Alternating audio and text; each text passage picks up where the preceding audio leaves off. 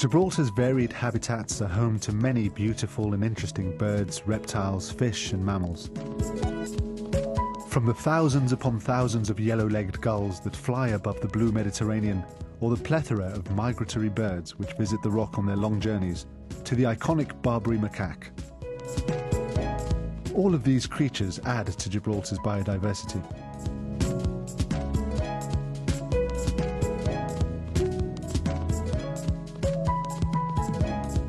But take a closer look around and you'll find another group of creatures which are a little harder to spot, but are nevertheless an integral part of the rock's biodiversity.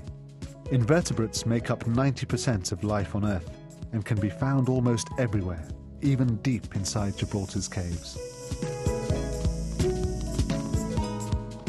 Today we're joined by Dr. Keith Bensusan and Dr. Rian Guillem, entomologists from the Gibraltar Botanic Gardens and members of the GONS Invertebrate section, who, led by the Gibraltar Museum's Tyson Lee Holmes, delve deeper into the depths of Leonora's caves to continue their fieldwork in order to better understand our cave-dwelling invertebrates.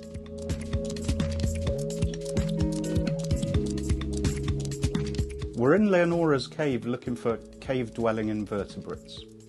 Although many people think that there is no life deep inside caves, in fact there is. There are some very specialised organisms, invertebrates in particular, that live exclusively within the dark zone of the caves. And we have some of these species here in Gibraltar, in Leonora's cave, for example, where we are at the moment. These cave-dwelling invertebrates tend to live at very low densities, which means that they're difficult to find.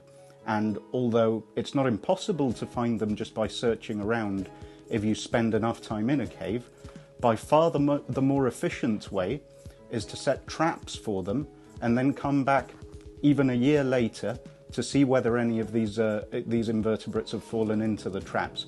We actually trap them by using smelly cheese. A blue cheese, for example, is perfect. And these insects, which are mainly attracted to detritus and fungus, anything that's rotting, will be attracted to these baits. So we're about to check some traps in Leonora's cave, and hopefully we'll find something interesting.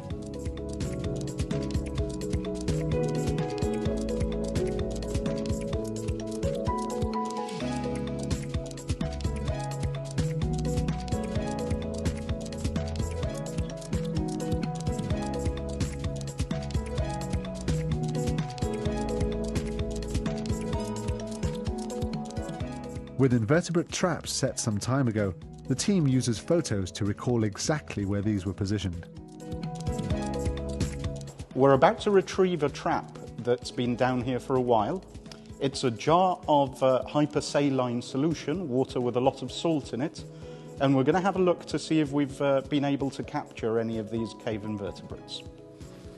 Well, these have actually been here for 2 years. And sure enough, there are flies in there.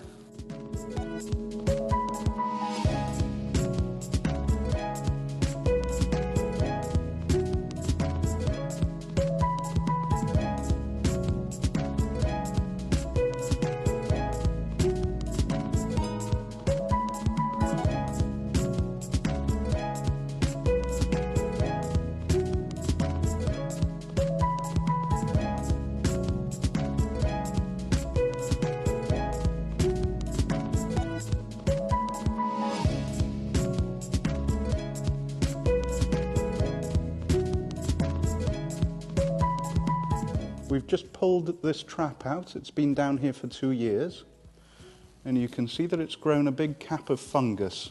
So already we're seeing that the cave is not lifeless. There's certainly fungus in here, and there are other things here too that would feed on this fungus. There are some fungus flies in the trap, for example. Although you never see flies flying about, when you're in the cave, they are indeed here.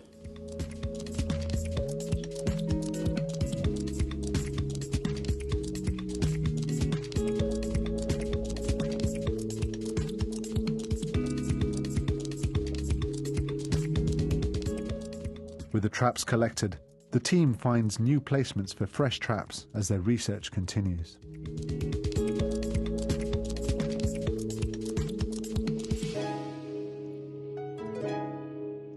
Our trap is carefully placed in a little hollow here.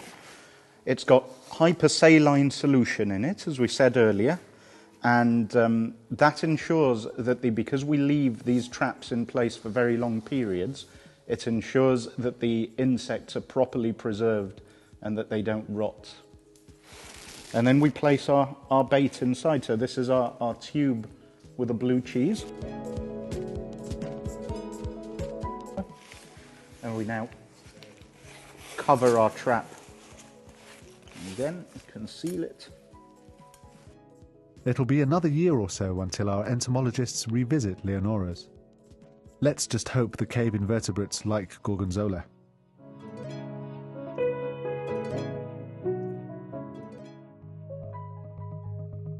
Back on the surface in the beautiful surroundings of the Gibraltar Botanic Gardens, we catch up with Dr. Bensusan, who has processed the finds from Leonora's caves.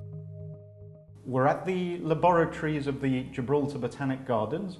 It's been a few days since we retrieved the traps from Leonora's cave, and we've managed to process those catches. They are disappointing, we have to say. That's not entirely unexpected, because cave-dwelling animals tend to be very rare, so coming across them is difficult. We were hoping to come across a cave-dwelling beetle that was recorded from Leonora's cave in the late 1950s. That's a species called Trechus fulvus, which is actually an interesting species as cave dwellers go, because the theory is that cave-dwelling species, invertebrates especially, have evolved as a result of climate change. So species have retreated into caves as conditions have begun to change outside of the caves, and gradually they've evolved cave lifestyles and the physical conditions that go with these, most notably a lack of eyes. Trechus fulvus is a cave-dwelling species in the Mediterranean area, but it's not so in the north of Europe, where the species is frequently found outside of caves. And it's thought to be a good example of this process of evolution. It's more comfortable in the conditions that currently exist outdoors in northern Europe, but in southern Europe it relies on caves alone. We're sure that this beetle is still present in Gibraltar, and we'll come across it sooner or later, I'm sure. So the catch at Leonora's cave wasn't particularly successful this time around. We were successful in Old St. Michael's cave, where we managed to collect quite a lot of invertebrates, mainly woodlice, also spiders. We'll now have to look at them closely under the microscope to be able to determine whether these are true cave-dwelling species or just species that are found within St. Michael's cave because they're living around the cave. There is a woodlouse that is a cave-dwelling woodlouse, a species of Iberoniscus, which has only been found in Gibraltar, and it's known from St. Michael's cave. So we're hoping that some of these samples will refer to this species.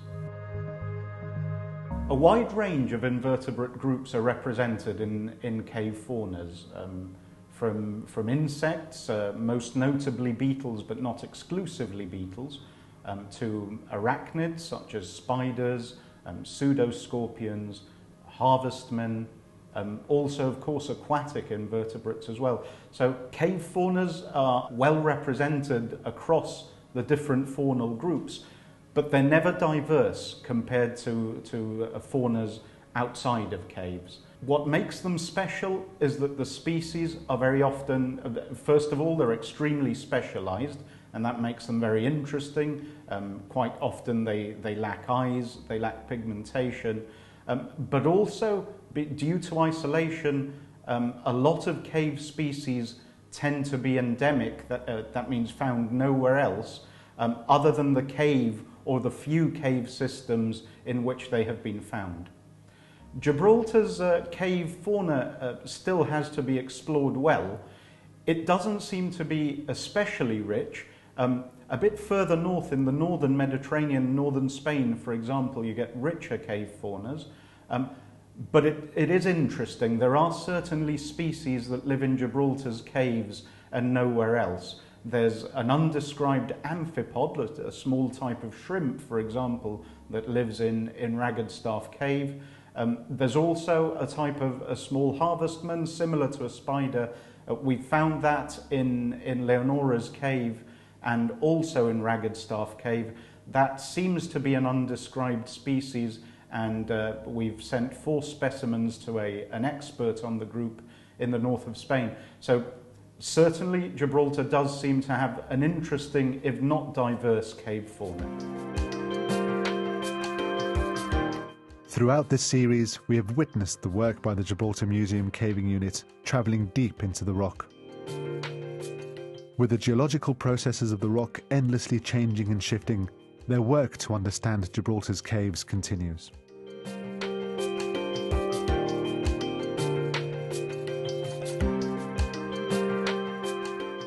There is still much exploration to be done, and who knows what else lies in underground Gibraltar.